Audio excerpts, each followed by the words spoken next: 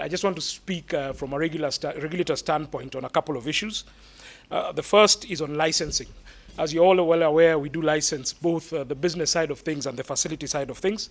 We have been listening to you as an industry with respect to our licenses. You are all aware that our licenses are annual, both for the facilities and for the business. We are actually looking as the authority to the opportunities or the possibilities of having these licenses on a biannual or a 3-year basis for the businesses. And this really is, from where we sit, trying to improve the ease of doing business for you as an industry.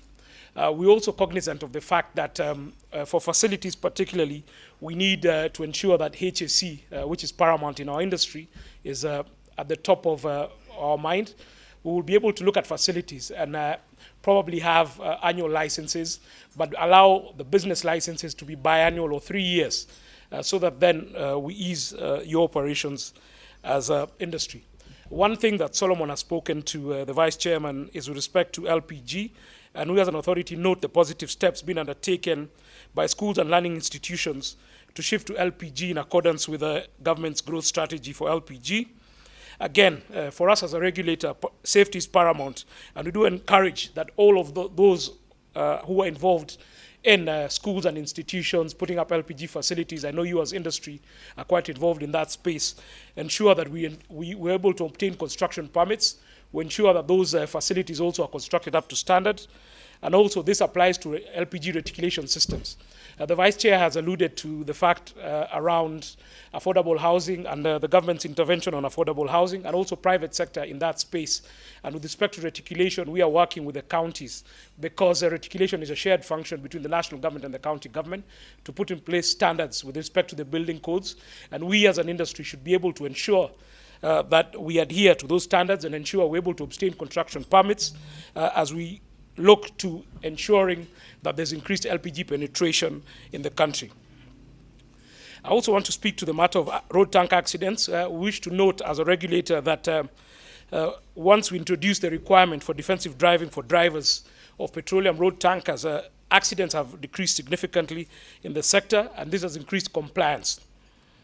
We are currently working with industry, yourselves, and also other stakeholders within government to be able to introduce a tanker inspection program that will further enhance the safety. We should be able to call you as an industry at a later date to be able to have an engagement on how this tanker inspection program will be done.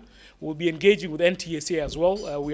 We're quite cognizant of the work that is being done by the Ministry of Roads and Transport and the National Transport and Safety Authority with respect to road safety, and we shall continue to work with them, and we shall be soon calling you to have a stakeholder engagement on this petroleum road tanker inspection program.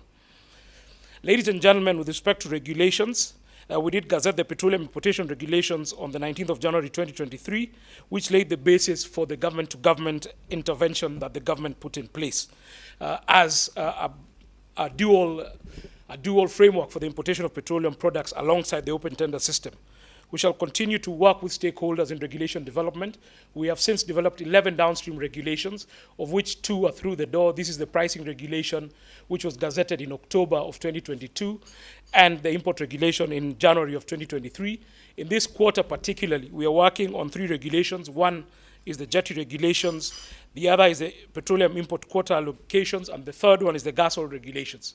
We shall work with the ministry responsible for energy and petroleum to get through the door the other 9 regulations which we developed in the financial year 2021-2022, so that then we continue to ensure that we are in consonance with the provisions of the Energy Act 2019 and the Petroleum Act 2019. With respect to information and statistics, we are currently undertaking as an authority a census of all LPG cylinders in the country in fulfillment of Legal Notice Number 6 of 2014. This information is very necessary in guiding policy formulation, and we urge all of you as industry to cooperate with us as an authority as we undertake this exercise. Ladies and gentlemen, with respect to enforcement and consumer protection, this quarter, we as an authority working in a multi-stakeholder approach with the national government and the National Police Service has embarked on an enhanced program which is aimed at weeding out illegal malpractices in our petroleum and LPG value chain. In the last month alone, we've been able to close 14 LPG and petroleum facilities, and we've been able to undertake enforcement through a 90-day RRI, Rapid Results Initiative, which we are working together with the Ministry of Interior and Coordination and the National Police Service.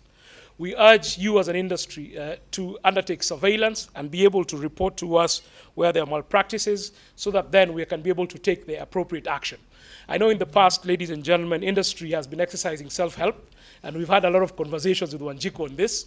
And we want to urge you to be able to really be able to stick to your path as industry, be able to gather intelligence, pass that intelligence on to us as the authority, as the body that's mandated to enforce standards in the petroleum subsector. We will continue to work in this multi-stakeholder approach with the National Police Service, with the Director of Public Prosecutions, and the Ministry of Interior to ensure that all these illegal malpractices are curbed. Lastly, ladies and gentlemen, I want to speak to the matter which I know is at the top of your minds, and probably just to preempt the conversation, which is the cost of service study. As you are well aware, the events of August and September last year, which I believe the Cabinet Secretary alluded to at our previous engagement, with respect to interventions on the margins of all marketing companies in our price-regulated framework. We were due to undertake a cost of service study in the financial year 2022-2023. We as a regulator were of the view, because of the challenges that we're experiencing, not only as a country, but as a sector, due to the global shock with respect to the Russia-Ukraine crisis, the timing was not correct to undertake a cost of service study. I just want to report to this meeting that we as a regulator, at the start of the financial year 2023-2024, which is a cycle that will be beginning in July, we shall commence on the cost of service study, and we'll be able to work with you as industry to then be able to look at all the cost components in the entire petroleum value chain, and hopefully we'll end up with a position that will be acceptable and palatable to all, for you as industry, for the consumers, and also for the government and the policymakers as well. You'll recall in March last year, we were sitting in another room just discussing the shortage of US dollars and the crisis that it was about to cause in the country.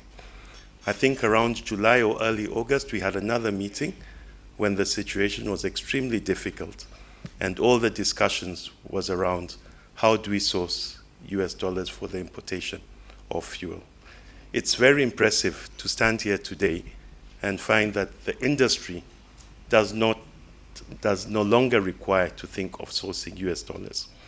The fact that Kenyan oil marketing companies can focus on their core business of the supply and distribution of petroleum without seeking to source US dollars is a great testament to the efforts that the government of Kenya has made in stabilizing this sector. So I think we should all give a very large vote of congratulations to this government initiative. Not only does it bring stability and certainty in the foreign exchange markets, because you no longer have importers who account for 35% of the country's imports calling banks for US dollars. But it has also provided the country with credit terms, 180 days of credit, which we all know how important it is. We'd also like to congratulate the members of PIA, the oil marketing companies, for their resilience during this very difficult time. We strongly believe as a bank that for us to ensure that G2G is successful, it requires all parties to work together, the entire banking industry. It requires clarity and certainty. I think at times we underestimate the importance of this initiative. When we reduce the demand for foreign currency and increase stability and certainty, it also allows other sectors of the economy to access foreign currency in a predictable manner. As we all know, globally, the world is facing various social and economic challenges. A large part of it starts from the quantitative easing in 2008 in the US and Europe to ease the effects of the financial crisis. We had COVID, which disrupted the supply chains. We have the war in Europe, which has affected the supply of commodities, especially fertilizer and food products such as wheat. And of course, here locally, we have had the challenge of the drought.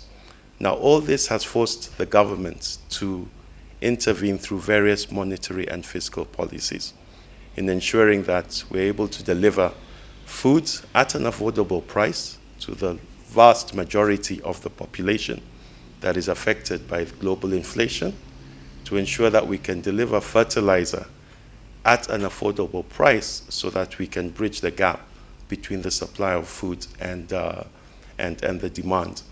And all this has to be done with an overview of the impact of foreign exchange on inflation in our country. So once again, as a sponsor, I would like to thank PIEA for allowing us to be part of this journey.